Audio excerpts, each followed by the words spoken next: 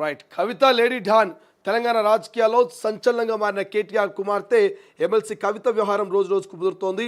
కవిత పలు సందర్భాల్లో చేసిన వ్యాఖ్యలపై బీఆర్ఎస్, కాంగ్రెస్, బీజేపీ నేతలంతా స్పందిస్తున్నారు. బీజేపీలో బీఆర్ఎస్ విలీనానికి ప్రయత్నించారన్న వ్యాఖ్యలపై తాజాగా మాజీ మంత్రి హరీష్ రావు ఆమెకు కౌంటర్ ఇచ్చారు.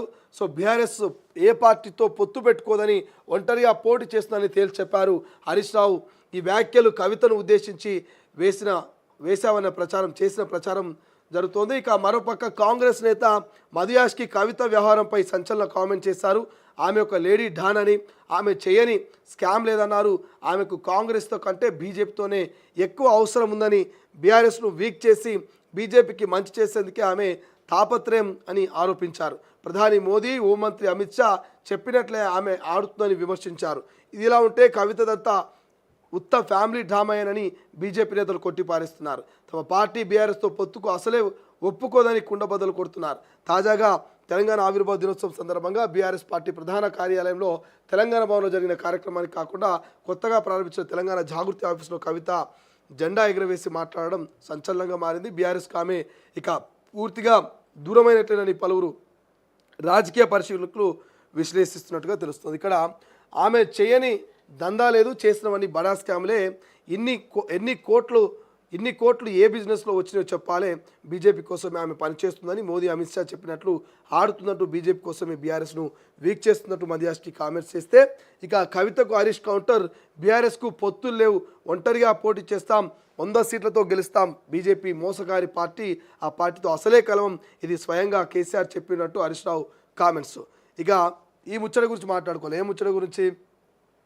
కల్వకుట్ల కవితమ్మ గురించి, మరి మధుయాష్కి గురించి, ఇక్కడ హరీష్ రావు గురించి, ఈ ముగ్గురు కామెంట్స్ గురించి మాట్లాడుకోవాలి. కల్వకుట్ల కవితమ్మ ఏమంటుంది? బీజేపీ బీఆర్ఎస్ ఒక్కటే కాబోతున్నాయి అనేటువంటి చర్చ ఆమె తెర మీద తీసుకొచ్చింది. ఇక్కడ మధుయాష్కి ఏమంటున్నాడు?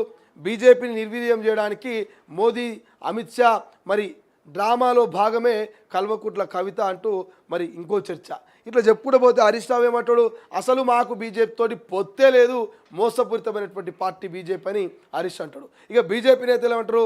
మేంగా బీఆర్ఎస్ తోటి కలుసుడా, మా పార్టీ ఏంది, మా కథ ఏంది, మా లెవెల్ ఏంది, అదొక ప్రాంతీయ పార్టీ, మాదొక నేషనల్ పార్టీ, మరి బీజేపీ కథ ఇక్కడ, బీఆర్ఎస్ కథ ఇక్కడ, మేము వాళ్ళతో పొత్తు పెట్టుకోవడం ఏందని బీజేపీ వాళ్ళు చెప్పారు. ఇట్లా ఎవరికి వాళ్ళు మరి వాళ్ళకు వాళ్ళు ఫేవర్గా చెప్పుకోబోతున్నారు. ఇక్కడ రెండు అంశాల గురించి మనం డిస్కస్ చేయాలి. ఒకటి, బీజేపీ నిజంగానే బీఆర్ఎస్తో పొత్తు పెట్టుకోకపోతే, బీజేపీ నిజంగానే బీఆర్ఎస్తో మరి అంతర్గతంగా చీకటి రహస్య మీటింగులు పెట్టుకోకపోతే, మరి రాజాసింగ్ చేసినటువంటి కామెంట్స్కు ఏం సమాధానం చెప్తారు? రాజాసింగ్ అయితే మీ పార్టీ నేతనే కదా, నిజమైనటువంటి నికార్సైనటువంటి బీజేపీ నాయకుడే కదా, మరి ఆయన వరుసగా ఓటమి లేకుండా ఎమ్మెల్యేగా గెలుస్తూ ప్రజల ఆదరణ పొందినటువంటి వ్యక్తే కదా, మరి ఎందుకు బీజేపీ నేత గోషమాల్ ఎమ్మెల్యే రాజాసింగ్ మరి మీ పార్టీ మీద ఆ రకమైనటువంటి కామెంట్ చేస్తున్నాడు? అంటే బీజేపీ పార్టీని ఎందుకు బదనాం చేయాలనుకుంటున్నాడు? మీరు అన్నట్టుగా బీజేపీ బీఆర్ఎస్కు పొత్తు లేకపోతే ఆయన బదనాం చేస్తున్నాడు అనుకోవాలి. నిజంగానే పొత్తుంటే రాజాసింగ్ నిజం మాట్లాడింది అనుకోవాలి. సో మరి ఎందుకు బీజేపీ ఒక మాట ద్వంద్వ వైఖరి మాట్లాడుతుంది తెలియదు. పార్టీలో ఉన్నటువంటి కిషన్ రెడ్డి ఒక మాట్లాడతారు, బండి సంజయ్ ఒకటి మాట్లాడతాడు, ఈటెలు ఒకటి మాట్లాడతారు, ఇటు రాజాసింగ్ ఇంకోటి మాట్లాడతారు. అంటే ఎవరికి వాళ్ళకు పొందలేనటువంటి సమాధానం. రాజాసింగ్ కామెంట్ చేసి 2 రోజులు అవుతుంది. మరి రాజాసింగ్ చేసినటువంటి వ్యాఖ్యలు నిజంగా అసత్యపు ప్రచారం అయితే ఆయన మీద యాక్షన్ తీసుకోవాలి, కానీ తీసుకోమంటారు. సో ఇట్లా కొన్ని నడుస్తూ ఉన్నాయి. ఇక కల్వకుట్ల కవిత ఏంటంటే, ఆమె పాపం మొన్నదాకా బీఆర్ఎస్ పార్టీ ఆఫీస్లో ఒక ఆడబిడ్డగా ఉండి మరి అక్కడ జెండా ఎగిరేసినా, అక్కడ కార్యక్రమం చేసినా, జైగొట్టినా అక్కడనే ఉండేది ఆమె బీఆర్ఎస్ పార్టీలో. ఇలా బీఆర్ఎస్ పార్టీని ఒంటరి చేసి ఆమె జాగృతి దుకాణం పెట్టుకొని మరి జాగృతి కొత్త ఆఫీసులో జెండా ఎగిరేసింది, కానీ బీఆర్ఎస్లో కనీసం అడుగు కూడా పెట్టలేదు. ఈ లెక్కన చూస్తే కల్వకుట్ల కవితమ్మ బీఆర్ఎస్ పార్టీకి బాయ్ చెప్తుంది అనేది క్లియర్గా అర్థమవుతుంది. బీఆర్ఎస్ పార్టీకి దూరం అవుతుందని క్లియర్గా అర్థమవుతున్నది. ఓవైపు కేసీఆర్ ఫామ్ హౌస్లో ఉంటాడు, ఇంకోవైపు కేటీఆర్ అమెరికాకు పోతే మరి బీఆర్ఎస్ పార్టీ ఒంటరి అయిపోయింది. బీఆర్ఎస్ పార్టీ ప్రధానంగా తెలంగాణ భవన్ ఒంటరి అయిపోయి కన్నీళ్లు పెడుతుంది. ఏంది ఈ 10-12 ఏళ్ల పాటు అంగరంగ వైభవంగా ఈ తెలంగాణ భవన్లో సందడితో మరి జెండాలు ఎగిరేసేది, ఆవిర్భావ దినోత్సవాలు చేసేది, అనేకమైనటువంటి పార్టీ మీటింగులు పెట్టేది, కార్యకర్తలు ప్రజలతోటి ఎప్పుడు బిజీగా ఉన్నటువంటి మరి ఈ పార్టీ ఆఫీసు ఎందుకు ఇట్లా మూగబోతున్నది, ఎందుకు ఇట్లా ఖాళీ అవుతున్నది. ఎందుకు బీఆర్ఎస్ వైపు చూడాలంటే భయపడుతున్నారు, అడుగు పెట్టాలంటే ఆలోచన చేస్తున్నారని మరి Telangana BRS party office Telangana Bhavan ఆలోచన చేస్తుందట. ఎందుకు ఆలోచన చేస్తుందంటే నిత్యం ఏదో ఒక కార్యక్రమాలు ఉండేది. కేసీఆర్ వచ్చి ఈ తెలంగాణ ఆవిర్భావ దినోత్సవం రోజు జెండా ఎగరేసి పోయేది. ఈసారి ఇక ఆయన ఫామ్ హౌస్కే పరిమితం అయిపోయాడు సార్. ఇప్పుడు కవిత స్టేట్మెంట్ కూడా ఏమంటుండు మధుయాష్కి గౌడు, పార్టీ పెట్టాలంటే మామూలు విషయం కాదు, ₹1,00,00,000 కావాలి. ఈమెకు ఏం దందా చేసి ₹1,00,00,000 సంపాదించింది కల్వకుంట్ల కవిత, నిజంగానే లేడీ డాన్ అనేటువంటి కల్వకుంట్ల కవితని. సో మధుయాష్కి మాట్లాడినట్టు కూడా తప్పు లేదు.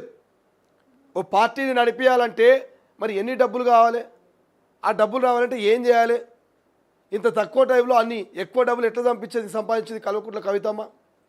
ఇట్లా మిలియన్స్ ఆఫ్ ప్రశ్నలు తెలంగాణ ప్రజల మదిలో ఉన్నాయి. ఇలా మధుయాష్కి మాట్లాడినటువంటి మాటల్లో కొంతవరకు తెలంగాణ ప్రజలు కనెక్ట్ అయింది. మధుయాష్కి మాట్లాడింది వాస్తవమే కదా, మా మనసులో ప్రశ్నలు కూడా ఇవే కదా, మేము అడగాల్సినటువంటి ప్రశ్నలు మధుయాష్కి అడిగింది కదా అని. పార్టీని పెట్టాలంటే మస్తు పైసలు కావాలి. ఈ పైసలు ఎట్లొచ్చినాయి కవితమ్మకి, ఏం దందా చేసి ఈ పైసలు సంపాదించిందని తెలంగాణ ప్రజల మదిలో కూడా ఉన్నటువంటి ప్రశ్నని మధుయాష్కి బాగా అడిగింది. నిజంగా చిత్తశుద్ధి ఉంటే కవితమ్మ చెప్పాలి. ఈ జాగృతిని మెయింటైన్ చేసేంత డబ్బులు మరి జనాన్ని జైగొట్టించుకొని ముఖ్యమంత్రి కావాలనుకున్నటువంటి మీ కళకు మరి ఒక పార్టీని పెట్టాలనుకున్నటువంటి ఒక లైన్ని తీసుకొస్తా ఉన్నారు కదా, ఆ లైన్ ఆ పార్టీ మెయింటెనెన్స్కి జాగృతికి ఈ జనాలను జైగొట్టించుకోనికి మీకు పైసలు ఎక్కడికి వచ్చినాయి, ఏం బిజినెస్ చేసిర్రు, ఏడ చెమట తీసి ఏడ రక్తం దారబోసిర్రు, ఏమైనా మూటలు పోసిరా, ఏమైనా కలవబోయిరా, ఏమైనా కోతలు కోసపోయిరా, ఏమైనా కుప్పలు ఉడ్చబోయిరా, ఏం పని చేసి కల్వకుంట్ల కవితమ్మ మరి ఇన్ని ₹1,00,00,000 సంపాదించింది? ఈ ప్రశ్న అందరి మదిలో ఉన్నది. కాబట్టి దీనికి సమాధానం మరి లేడీ డాన్ అయినటువంటి కల్వకుంట్ల కవితమ్మ చెప్పాల్సినటువంటి అవసరం ఉన్నది. ఇక రాజాసింగ్